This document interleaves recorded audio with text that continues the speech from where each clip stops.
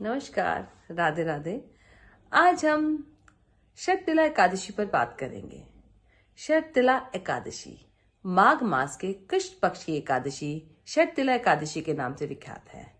यह सब पापों को हरने वाली एकादशी एक बार मुनि पुलस ने तलब्बे को बताया था। तलब्बे ने पूछा, मुनिवर, इस नर्क लोक में हर मनुष्य पाप कर्मों से रत है, उनके नर्क यातनाओं से बचने का कोई उपाय है तो कृपया कर बताइए।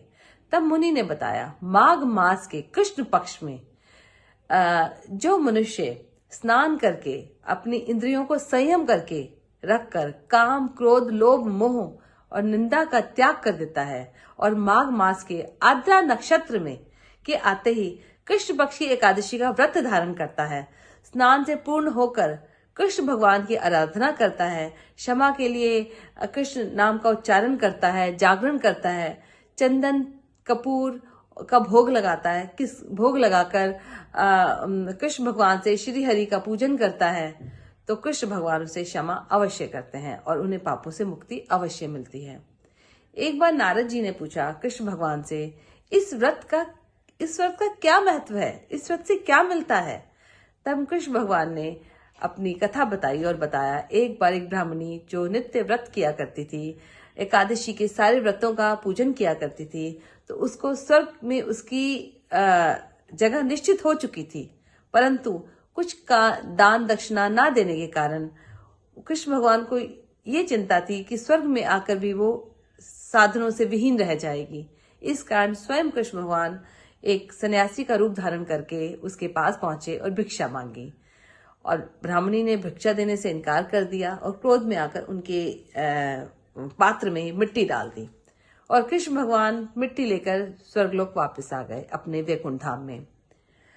जब कुछ समय बाद उसकी व्रतों के प्रभाव के पश्चात जब उसकी मृत्यु हुई और वो स्वर्ग में आई, तो उसने देखा उसके घर में सब कुछ है पर खाने को अन्न दान कुछ भी नहीं है।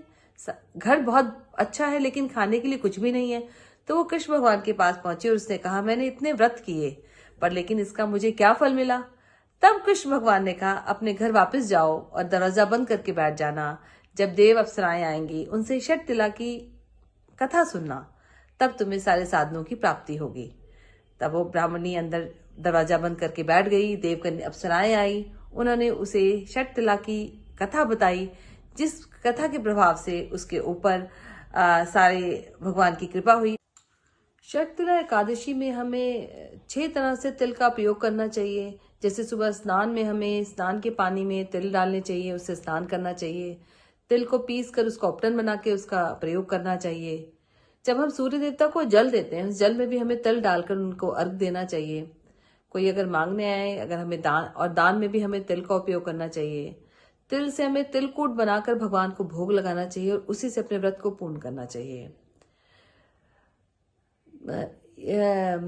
शततिला एकादशी 24 जनवरी रात 7:26 से लेके 25 जनवरी रात 8:33 तक है, इसीलिए इस व्रत को हमें 25 जनवरी सुबह रखना है और इसका पारण 26 जनवरी सुबह 7:12 से लेके 9:21 तक होगा। इस दिन वैसे ये व्रत शनिवार को पड़ रहा है, तो हमें इस दिन पीपल की पूजा करनी चाहिए, पीपल पे दिया जलाना चाहिए और हमें किसी ब्राह्मण को दान देना चाहिए। पीले वस्त्र धारण कर सकते हैं हम, और दान में हमें तिल की चीजें देना अच्छा, शुभ और लाभकारी रहेगा। धन्यवाद। मैं आपसे आज्ञा लेती हूँ।